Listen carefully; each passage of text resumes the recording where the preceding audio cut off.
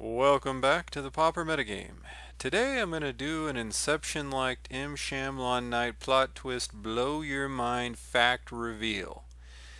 So let me start at the beginning. As anyone who has followed my channel for a little bit, and plenty of you who haven't been following my channel for a bit already know, blue is probably, maybe I could say definitely, question mark, the best color in Pauper. Blue, powerhouse color in Pauper. This is not dissimilar to Legacy, where blue is also probably, dare I say, definitely the best color. So anyway, there's a lot of people out there who are spreading the narrative that Pauper is, just so warped and dominated by blue that this is a problem, needs to be balanced, bans, yada yada yada. Now the problem with this is, as many of you know that have watched my channel, that this is just not how you do things. You ban based on a singular card being too powerful, or a deck being too powerful, or a deck or a card or an archetype warping the format, stuff like that. That's what they do in real, real grown-up formats like Legacy and Modern, Standard. We don't need to do like weird fixating on color stuff in Pauper, because that just makes us seem like a weird format when we do things differently.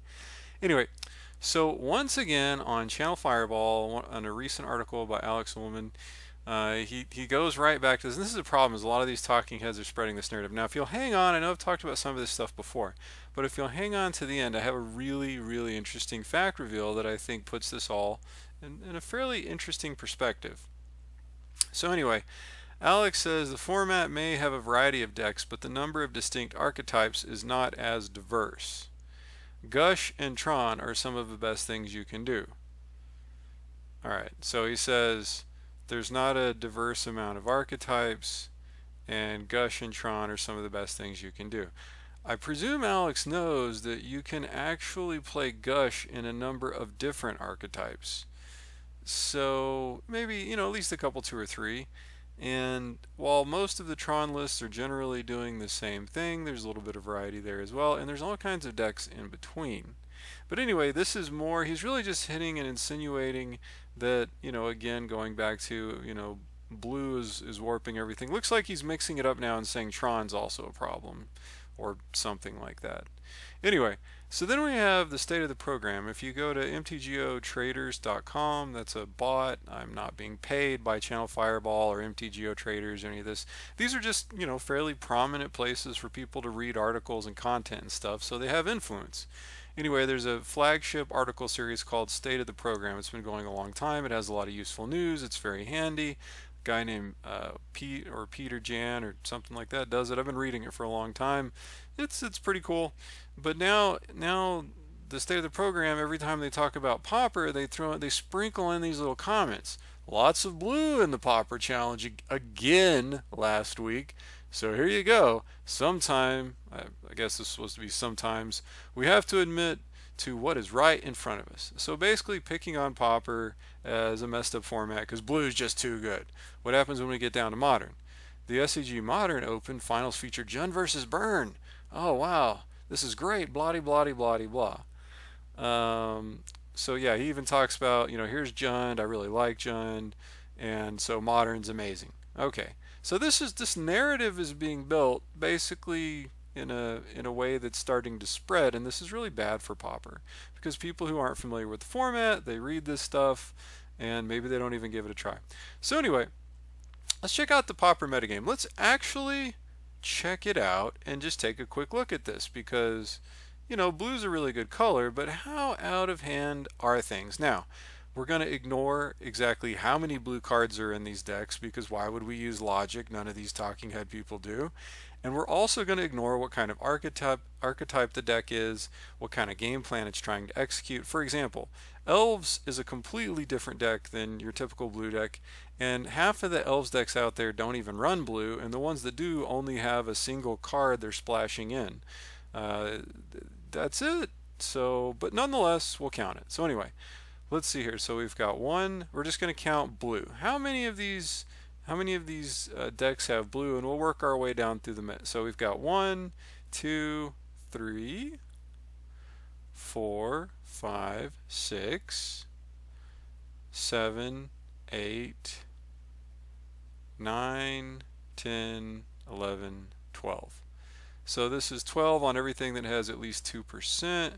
Looks like we've got 16. So that is a lot, right? 12 of 16, that's definitely a massively represented color. Now, if you are actually going to be logical about this, you have to keep in mind we're including boggles, which some of these boggles lists don't even have that. You've got mono blue delver here at 3%, and basically another mono blue delver with enough different cards to get its own listing here. So that should really all just be one thing.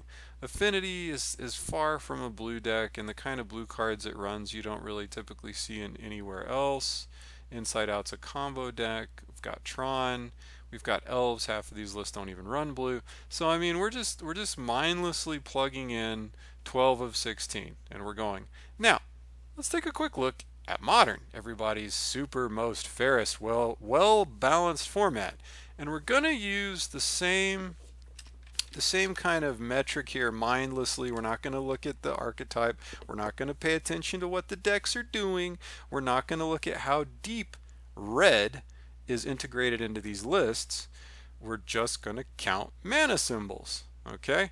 I know, for example, humans, right? Humans is not a red deck. I mean, humans, it's got like a red card. It's got Mantis Rider. That's it. And I guess we got some static casters in the sideboard. That's it. It's kind of dumb to count humans as a red deck.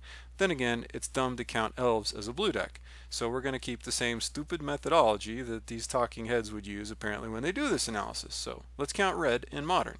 1, 2, 3, 4, 5, 6, 7, 8, 9, 10, 11. All right, so let's go here. Modern 11.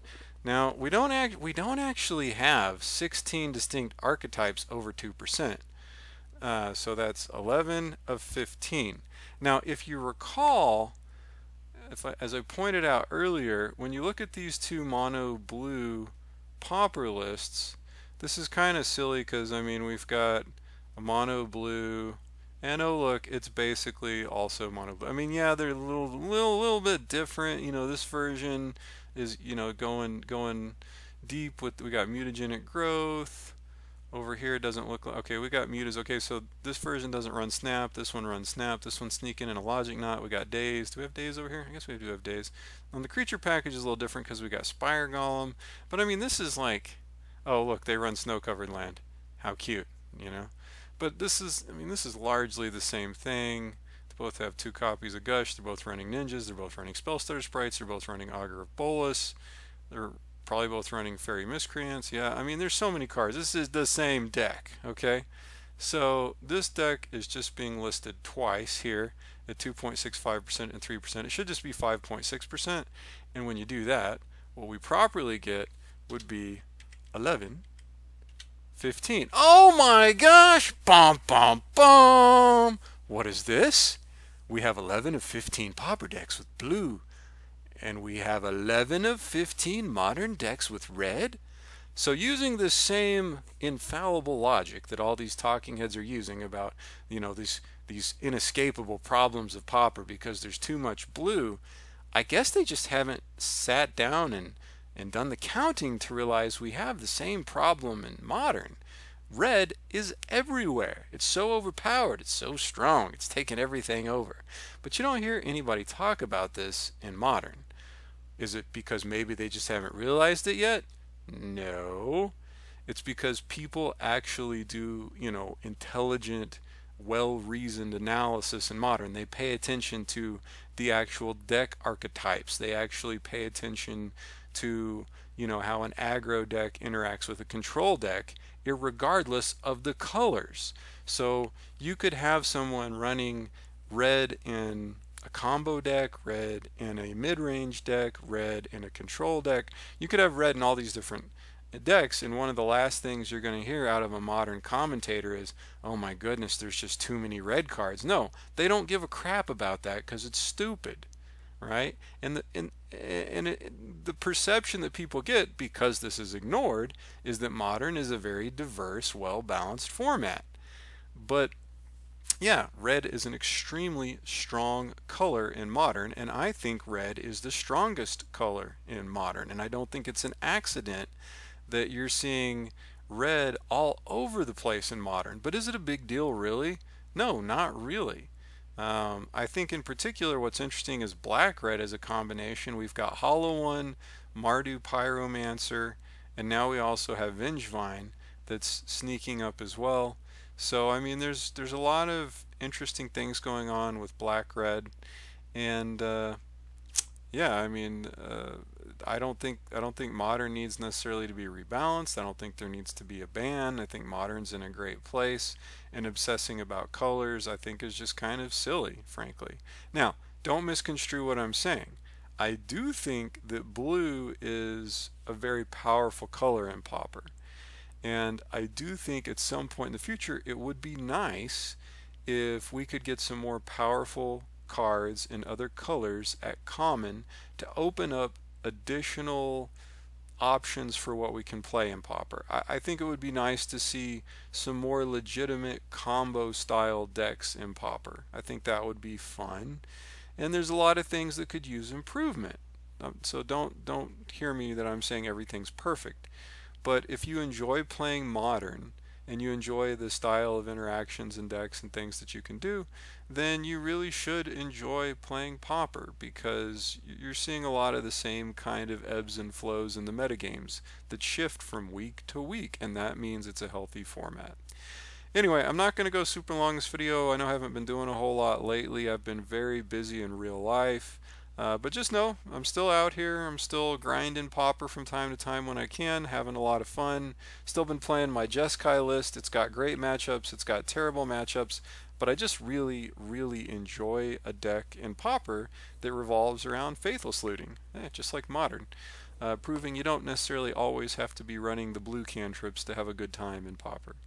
Anyway, if you're disappointed because we didn't get a deck analysis this time, don't worry. My next video, which will be out in a week or two, we'll get back to finding those last few obscure archetypes that I haven't analyzed yet, and we'll break those down next time right here on the Pauper Metagame. Peace.